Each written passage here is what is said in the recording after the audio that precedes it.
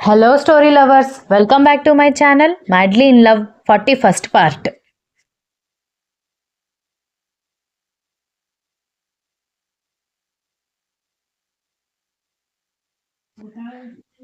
ఇంత దారుణంగా మనుషులు ఎలా ఉంటారు బావా? సో అందుకే మీరు మీ మదర్ దగ్గర కాకుండా మీ కెరియర్లో మీరు ఎదిగి సపరేట్గా ఉంటున్నారా అని అడగడంతో విరాట్ అవునన్నట్టుగా తలాడించి గ్లాస్ డోర్ నుంచి కనిపిస్తున్న దీక్షితనే చూస్తూ ఉన్నాడు. మీరు మా అక్కని లవ్ చేశారు కదా బావా, మరి మా అక్కని మీరు వెతకలేదా అని మురళి కర్ణ వైపు చూసేసరికి కర్ణ సీరియస్గా చూసి మొహం తిప్పుకోవడంతో వాడు యాక్సిడెంట్ తర్వాత 1 మంత్ హాస్పిటల్ నుంచి కదలలేని సిచ్యువేషన్. హాస్పిటల్కి వెళ్ళేసరికి కోమాలోకి వెళ్ళడంతో ఒక 20 days కోమాలో ఉన్నాడు. ఆ తర్వాత 10 days కోమాలో నుంచి బయటకు వచ్చిన అబ్జర్వేషన్లోనే ఉంచారు. ఆ తర్వాత 1 month ఇంట్లో రెస్ట్.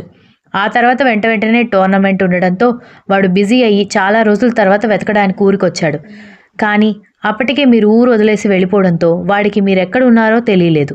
అట్లీస్ట్ మీ ఫాదర్ మిమ్మల్ని ఎక్కడికి తీసుకువెళ్తున్నాడో కూడా ఊర్లో ఎవరికీ తెలీదు, ఎవరికీ చెప్పలేదు.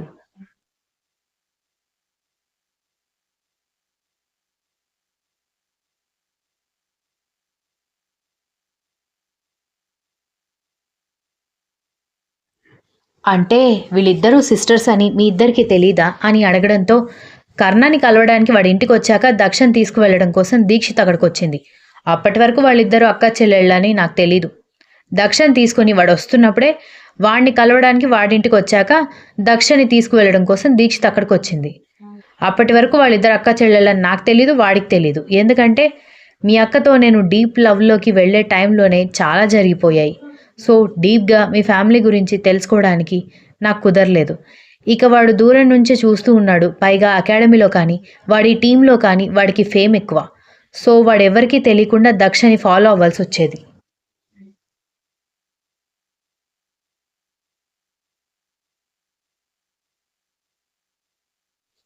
ఇంత సీక్రెట్గా లవ్ స్టోరీస్ నడుస్తూ ఉన్నప్పుడు అంత డెప్త్ వెళ్ళడానికి కాస్త టైం పడుతుంది అని విరాట్ అనగానే ఇక ఎవరూ ఏం మాట్లాడలేదు. చాలాసేపటికి దీక్షితకి మెలకువ వచ్చిందని డాక్టర్ చెప్పడంతో లోపలికి నలుగురు వెళ్ళగానే నెమ్మదిగా లేవబోతున్న ఆమెకి కూర్చోడానికి హెల్ప్ చేసి పక్కన నిలబడితే తల పట్టుకుని నాకేమైంది, ఎవరో మేడం ఫోన్ చేశారని పని మనిషి ఫోన్ ఇచ్చింది, ఆ తర్వాత ఏమైందో నాకు గుర్తులేదు అని తల పట్టుకోవడంతో దక్ష విరాట్ వైపు చూసింది.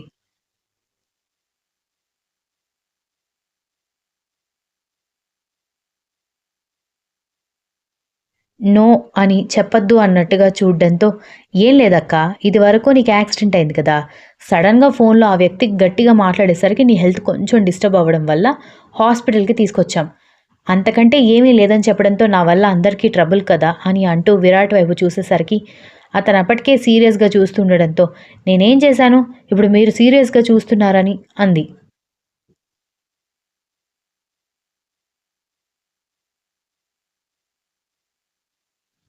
దీక్షిత్ అని మాట్లాడొద్దని చెప్పి డాక్టర్ ఒకసారి చెక్ చేసి నో ప్రాబ్లం విరాట్, కానీ ఇంకొకసారి రిపీట్ అంటున్నప్పుడే విరాట్ డాక్టర్ వైపు చూడడంతో ఇంకొకసారి జరగకుండా చూసుకోండి అని చిన్నగా చెప్పి మీరు డిశ్చార్జ్ చేసుకుని వెళ్ళొచ్చు, డిశ్చార్జ్ ఫార్మాలిటీస్ అన్ని వార్డ్ బాయ్ చూసుకుంటాడు అని చెప్పి డాక్టర్ వెళ్ళిపోయాడు. దీక్షిత నడవబోతుంటే విరాట్ ఎత్తుకోవడంతో బావగారు అని దక్ష అనగానే దీక్షిత సీరియస్గా చూస్తే విరాట్ ఆశ్చర్యంగా చూడడంతో దీక్షిత చూపులు ఏమాత్రం పట్టించుకోకుండా నేను కూడా మీతో వస్తాను అంటే మా అక్కను చూసుకోవాలి కదా, మళ్ళీ ఎలా ఉందో ఏంటో అని కంగారుగా ఉంటుందని అంది.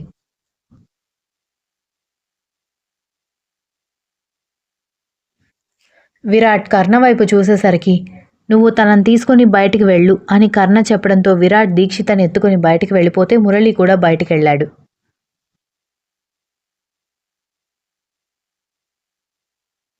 దక్ష మెల్లగా వెళ్తుంటేనే ఆమె పట్టుకుని ఏంటి నీకు నువ్వే డెసిషన్స్ తీసుకుంటున్నావు అన్నాడు కర్ణ కోపంగా.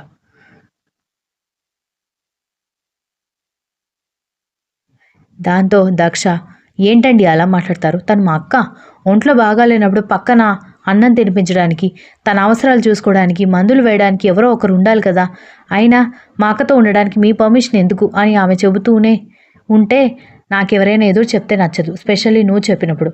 చెప్పేది వినంతే, మీ అక్క పర్సనల్ వర్క్స్ చూసుకోవడానికి వాడు ఉన్నాడు, విన్నావు కదా, దేర్ సోల్స్ బికమ్ టుగెదర్.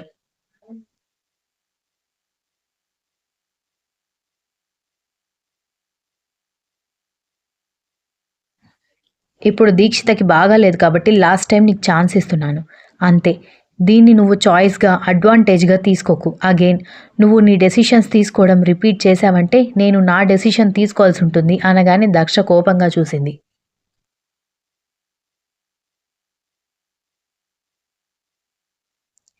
ఏం చేస్తారండి? ఏం చేస్తారు? అని ముక్కు చీదేసరికి ఎమోషనల్ డ్రామా ఆపేసి కేర్‌ఫుల్‌గా ఉండు. నేను కాల్ చేసినప్పుడు కాల్స్ రిసీవ్ చేసుకో. నేనే వచ్చి నిన్ను తీసుకొస్తాను అని చెప్పడంతో దక్ష చిరుకోపంగా చూస్తుంది.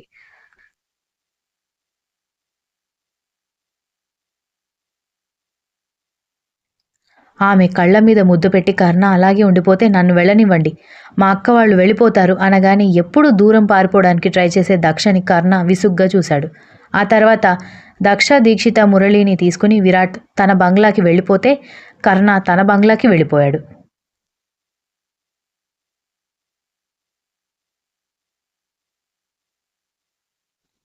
తన వెంటే వస్తాడని అనుకుంటే కర్ణ వెళ్ళిపోవడంతో దక్ష షాక్ అయిపోయింది. విరాట్ మాత్రం దీక్షితని జాగ్రత్తగా కారులో కూర్చోబెట్టి కార్ డ్రైవ్ చేస్తుంటే నేనెక్కడికి పారిపోను అని దీక్షిత కోపంగా అడగడంతో నోరు మూసుకుని కూర్చో అని చెప్పి సైలెంట్‌గా డ్రైవ్ చేస్తున్నాడు.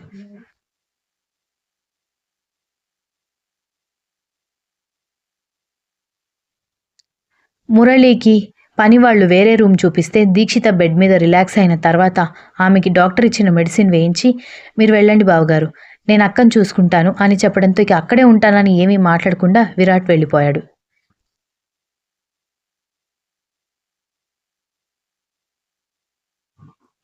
నువ్వు బావగారు అని పిలుస్తున్నావేంటని దీక్షిత అడగాలని అనుకున్నా ఆమెకి నిద్ర ముంచుకొని రావడంతో అలాగే నిద్రలోకి జారిపోతే అక్కని చూస్తూనే బెడ్ మీద వాలిపోయిన దక్ష ఒక్కసారిగా ఉలిక్కిపడి ఏదో గుర్తొచ్చినట్టు లేచి కూర్చుని ఇదేంటి అక్క లవ్ స్టోరీలో పడిపోయి నాకు తెలియని నా లవ్ స్టోరీలో మెయిన్ మ్యాటర్ వదిలేశాను.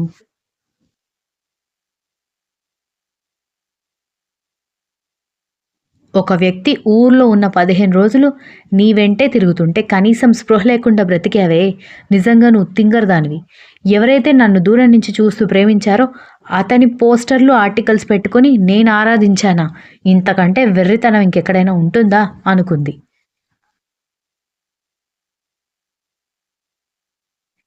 అయినా 3 ఏళ్ల తర్వాత కూడా నన్ను ఇంత సులభంగా గుర్తుపట్టాడంటే మామూలోడు కాదు అనుకుంటూ అతని కళ్ళు గుర్తు చేసుకొని ఆ మూమెంట్స్ అన్నీ మిస్ అయిపోయినందుకు ఏడ్చి రాగాలు తీస్తూ అప్పుడే నువ్వు అబ్జర్వ్ చేసి ఉండొచ్చు కదే తింగరదానా అని ఏడ్చి రాగాలు తీసి తల కొట్టుకుంది.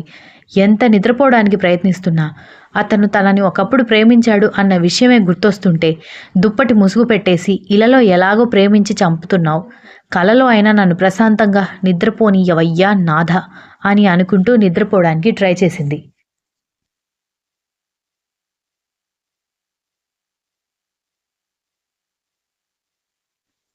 ఎంతసేపు దొర్లినా నిద్ర రానంటే రానని మొండికేసేసరికి ఇక లాభం లేదని దుప్పటి ముసుగు పెట్టి వెళ్ళి బాల్కనీలో కూర్చోడంతో వెంటనే మొబైల్ రింగ్ అయ్యేసరికి అక్కెక్కడ లేస్తుందోనని కంగారు పడి లోపలికి పరిగెత్తుకొచ్చి మొబైల్ తీసుకుని అలాగే పడుతూ లేస్తూ బాల్కనీలోకి వెళ్ళి నెంబర్ చూసేసరికి కర్ణ దగ్గర నుంచి కావడంతో ఈ టైంకి పడుకోకుండా నాకు కాల్ చేస్తున్నాడేంటి అని అనుకుంటూ అలాగే సైలెంట్గా ఉండడంతో కాల్ కట్ అయింది.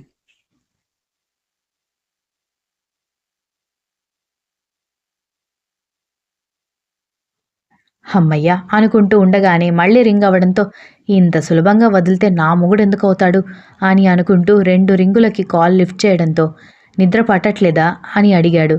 వామ్మో! ఈయనకెలా తెలుసు అని అనుకుంటూ మీకు మీకెలా తెలుసు అని అడగబోయి లేదు లేదు, నేను ఫోన్ రింగ్ అవ్వడంతో ఆ సౌండ్ విని లేచాను అని ఆవలిస్తున్నట్టుగా ఓవర్ యాక్షన్ చేయడంతో అచ్చా! నీకు స్లీప్ వాకింగ్ కూడా ఉందా అని వెటకారంగా అడగడంతో ఉక్రోషంగా మీకెందుకు అలా అనిపించింది అని అడిగింది.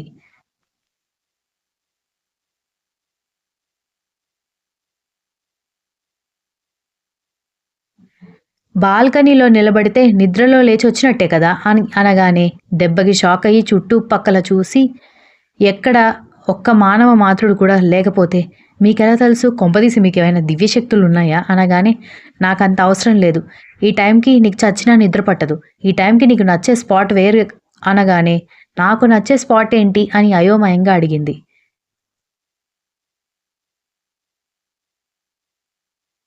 అదే మీ ఊరి చెరువు. నీకు స్విమ్మింగ్ చేస్తే కానీ నిద్ర పట్టదు కదా అని చెప్పడంతో దెబ్బకి షాక్ అయ్యి ఫోన్ చెవి దగ్గర నుంచి తీసి తల కొట్టుకుంటూ ఏ టాపిక్ అయితే మాట్లాడకూడదని అనుకున్నానో అదే టాపిక్ తీస్తున్నాడు. ఇప్పుడు ఏం చేయాలి అని అనుకుంటూ అదేం లేదు, అది మా ఊర్లో ఉన్నప్పుడు, ఇప్పుడు నాకు అలవాటు పోయింది, నాకు నిద్ర వస్తుంది, నేను పడుకుంటానని అంటూ టక్కున ఫోన్ కట్ చేసి స్విచ్ ఆఫ్ చేసేసింది.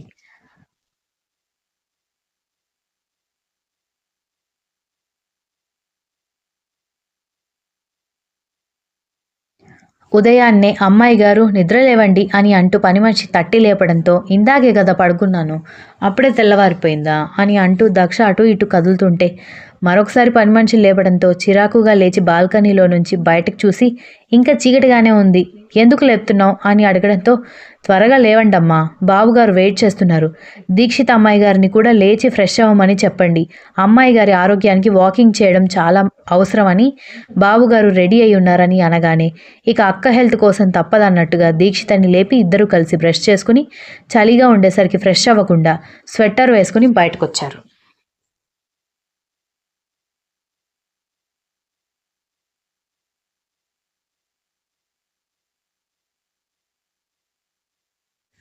హాట్ వాటర్ తాగుతూ విరాట్తో పాటు కర్ణ కూడా జాగింగ్ డ్రెస్లో కనిపించడంతో దెబ్బకి వెనక్కి పరిగెత్తబోయి ఏయ్ అన్న గొంతుకి వెనక్కి తిరిగి భయంగా చూస్తే ఇలా రా అని పిలిచాడు కర్ణ.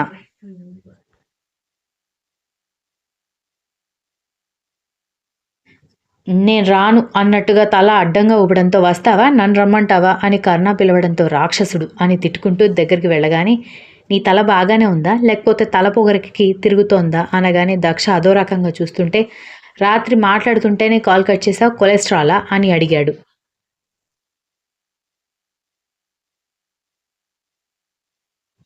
దక్ష అతన్ని తిట్టుకుంటూ ఉంటే పోనివ్రా, ప్రేమ పుట్టాక నువ్వే వద్దన్నా నేను వదిలిపెట్టదులే, ప్రేమ పుట్టించే బాధ్యత నీది, జాగింగ్కి వెళ్దామని మురళి కూడా రావడంతో ఐదుగురు కలిసి బయటకెళ్లారు.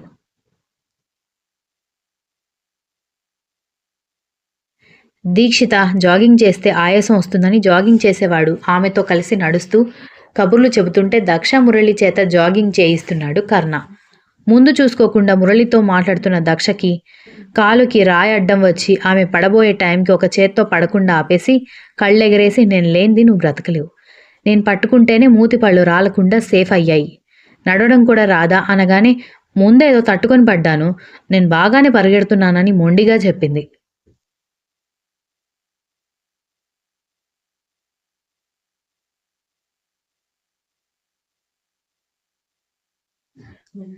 కర్ణ మురళి ముందు వెళ్ళిపోవడం గమనించి బాగా డిస్టర్బ్ అయ్యావు కదా, రాత్రి సరిగ్గా నిద్రపోలేదు కదా అని అడగడంతో ఎలా తెలిసిపోయింది అని దక్ష షాక్ అవుతుంటే కర్ణ కార్నర్ స్మైల్ ఇచ్చి జాగింగ్ చేస్తూ వెళ్ళిపోయాడు.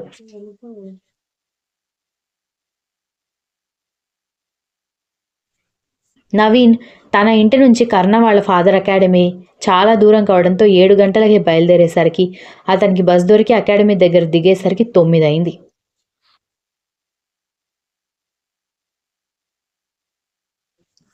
రిసెప్షన్లో అపాయింట్మెంట్ లెటర్ చూపించగా అడ్మినిస్ట్రేషన్ ఆఫీస్కి తీసుకువెళ్ళి కొన్ని ఫామ్స్లో డాక్యుమెంట్స్లో సిగ్నేచర్ తీసుకున్నారు. సంఘవి ఛాంబర్ ఎక్కడో చెప్పడంతో అక్కడికి వెళ్ళి అపాయింట్మెంట్ లెటర్ చూపించడంతో అది చూసి ఓకే ఓకే, ఇప్పటి నుంచి నువ్వు నా సెక్రటరీ, అన్నీ నా షెడ్యూల్స్ చూడాలి, అంతకంటే ముందు నీతో కొంచెం మాట్లాడాలి అని హ్యాండ్స్ ఫోల్డ్ చేసుకోవడంతో ఏంటి మేడం అన్నాడు నవీన్.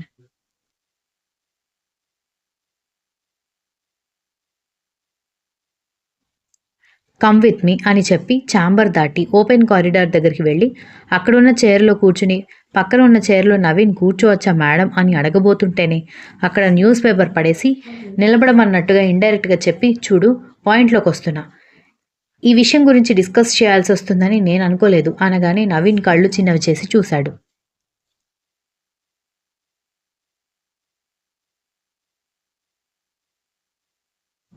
నీకు జాబ్ వచ్చింది కాబట్టి నువ్వు ఒక ఫేవర్ చేయాలి, అదేంటంటే నీ చెల్లెలు కర్ణ లైఫ్లో నుంచి వెళ్ళిపోవాలి, లేదంటే మాత్రం ఈ జాబ్ గురించి నువ్వు మర్చిపోవచ్చు, ఒకవేళ నా చెల్లెలు ఇష్టం నేను ఇంటర్ఫియర్ అవ్వను అని చేతులు దులిపేసుకుందాం అనుకుంటున్నావేమో, ఇంత దూరం వచ్చావు కాబట్టి నువ్వు ఈ ప్రపోజల్ కాదని చెబితే 20 lakhs పెనాల్టీ కట్టాలి అని చెప్పింది సంఘవి.